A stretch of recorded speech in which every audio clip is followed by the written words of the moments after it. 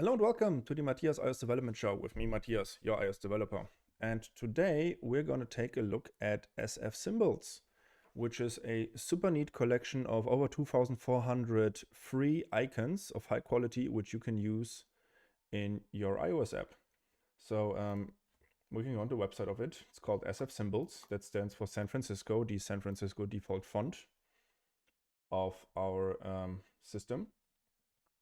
And what this is, it gives you, here we can see some examples of the icon we can use for free. And the best way to actually browse this is download the app. So you can download it online and just browse them and see, oh wow, this is available, what we have here.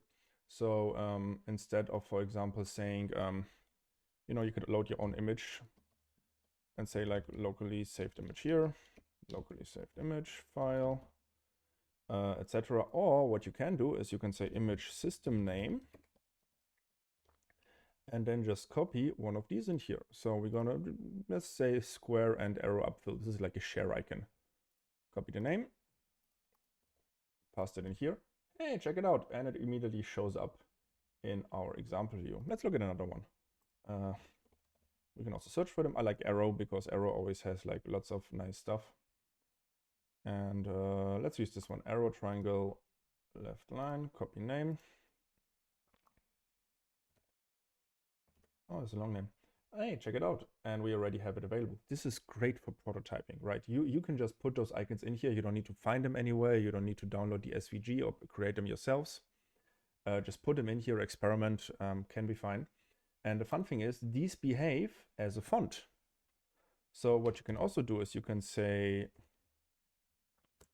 font and then say, for example, a large title, and it'll immediately make this one larger and adapt it. So you can also say the font size via this type, via the via pixel size if you want to. And yeah, just use this. These are great. This is a great resource for prototyping, especially.